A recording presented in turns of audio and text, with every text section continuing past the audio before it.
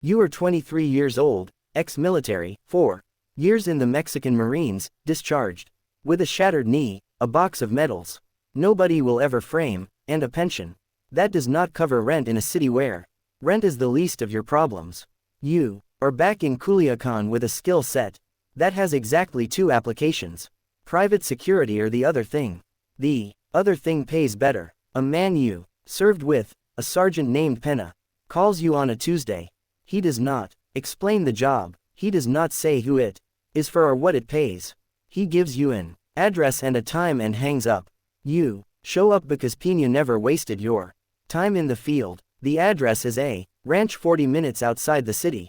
Armed men at the gate, armed men at the door.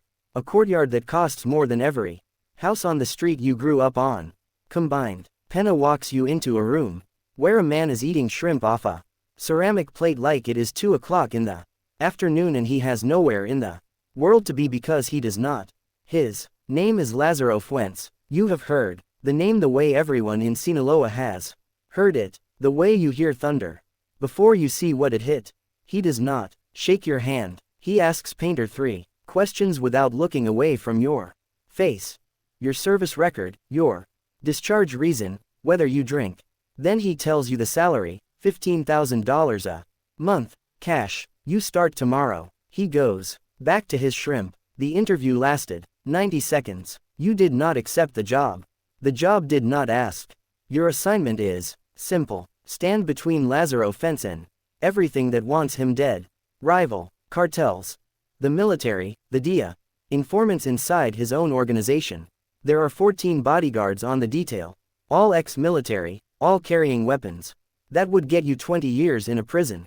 That is already on the payroll. You rotate 12-hour shifts. When Lazaro sleeps, you stand outside his door. When he eats, you stand behind his chair. When he meets with suppliers and politicians and generals, you watch. Hands, always hands. Faces lie. Hands reach for weapons. The first 6 months are uneventful. You stand, you watch, you ride in armored convoys through streets you used to walk as a kid, buying pilates from a cart that is probably still there. You eat better than you have ever eaten because Lazaro's cook prepares meals for the detail, and the cook used to work at a resort in Cabo before he was recruited.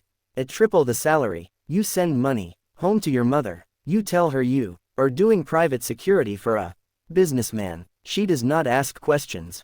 Mothers in Culiacan learned a long time ago that questions have a cost they cannot afford. You settle into the routine the way a soldier settles into a post. Vigilant but bored, you start to believe the job is standing, that the salary is for your presence, not your performance. Then month 7 happens. Lazaro is meeting a regional distributor at a restaurant outside Mazatlan. Private room, 4 bodyguards inside, 6 outside. You are inside 3 meters behind Lasso's left shoulder. The distributor is a man named Oa. He is nervous. You can see it in his hands. He keeps adjusting his watch. He keeps touching the edge of the table. His eyes move to the door twice in under a minute. You clock all of it. You shift your weight forward. You unholster the safety on your sidearm without anyone hearing the click. At 9:47 p.m., the door behind AOA opens and 2 men step through carrying automatic rifles. The next 11 seconds are the longest of your life.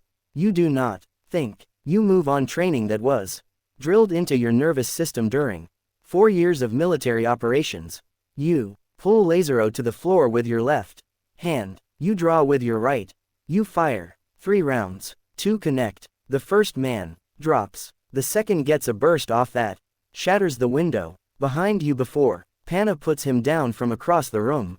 11 seconds. Lazaro gets up. He straightens his shirt. He looks at you with an expression you will never forget. It is not gratitude. It is appraisal. He has watched you kill a man, and he is evaluating your technique the way a coach watches game tape.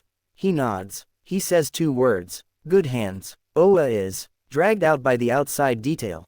You do not see him again. That night you sit on the edge of your bed and stare at your hands. The same hands your mother held when you were a child.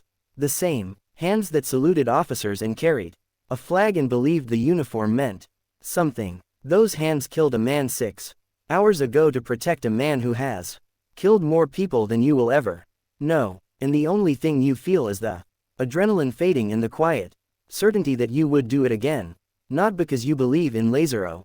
Because in 11 seconds your body chose a side and your mind did not get a vote. After Mazatlan, Lazaro pulls you into the inner circle. You are no longer rotating with the full detail. You are on his personal team. 3 men, you, Pena, and a former special forces operator named Rios, who does not talk and does not need to. You go everywhere. Lazaro goes. You see the shipments leave warehouses at 3 o'clock in the morning in trucks marked with agricultural company logos. You see the money arrive in suitcases carried by men who never make eye contact. You see meetings where men's lives are discussed with the same emotional register as delivery schedules. Someone is skimming from a distribution point in Durango. Lazaro listens. He nods. He says, handle it. And 10 days later, 7 people disappear from a village you will never visit. You see Lazaro hold his daughter at her birthday party with the same hands that gave that order. He braids her hair. He laughs at her jokes. He carries her on his shoulders through the garden while the mariachi plays.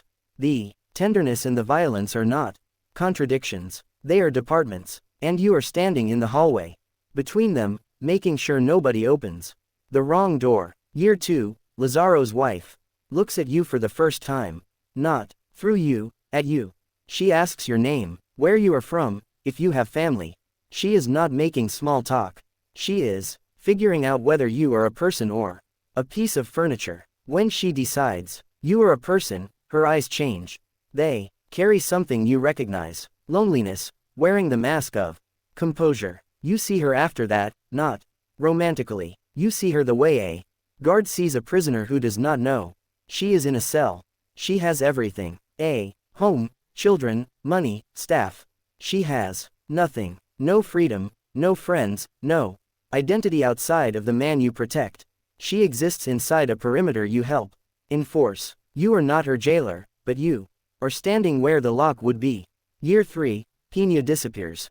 Not killed, not arrested, disappeared. The kind of disappearing that happens when someone inside the organization is suspected of talking to the wrong people.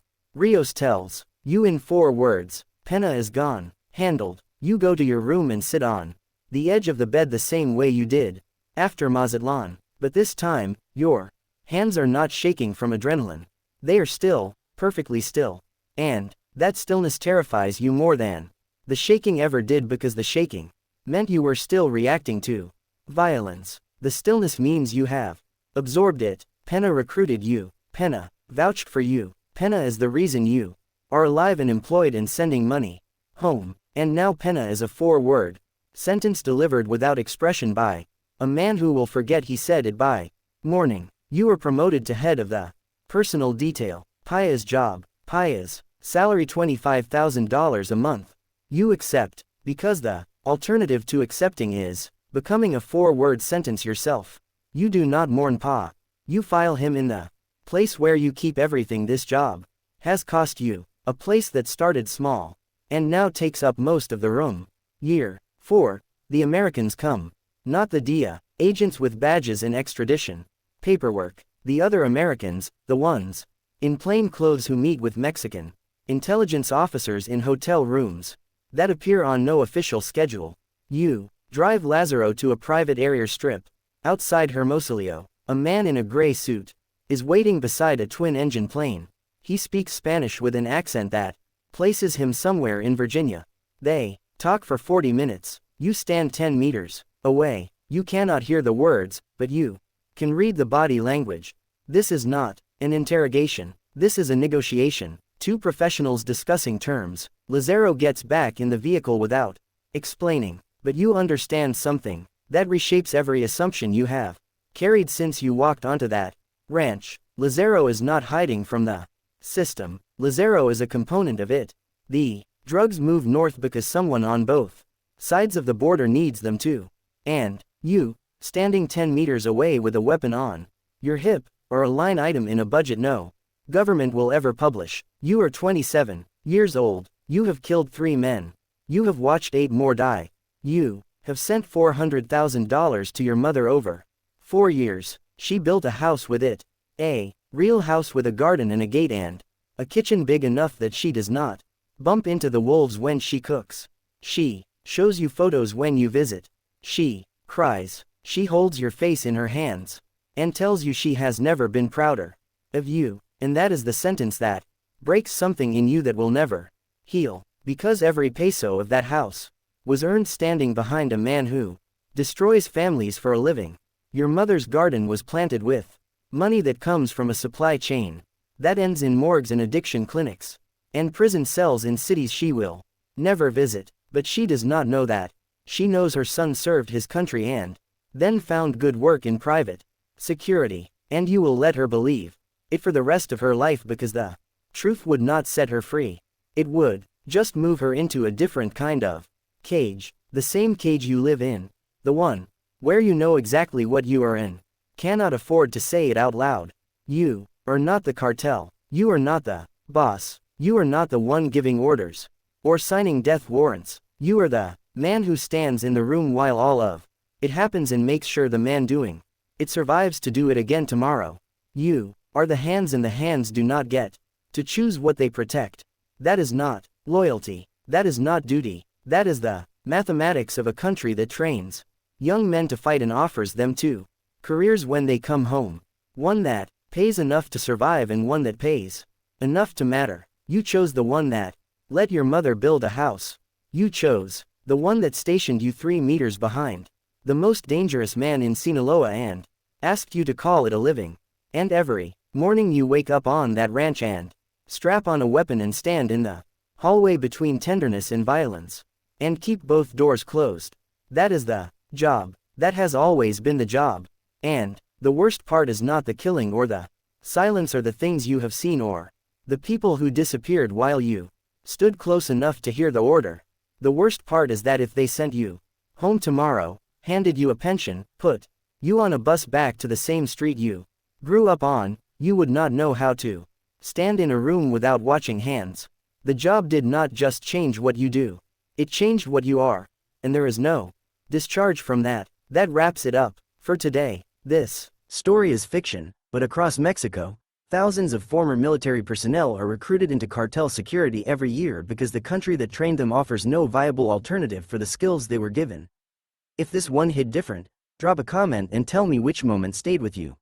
I have got more stories like this coming. Hit subscribe so you do not miss the next one. See you in the next.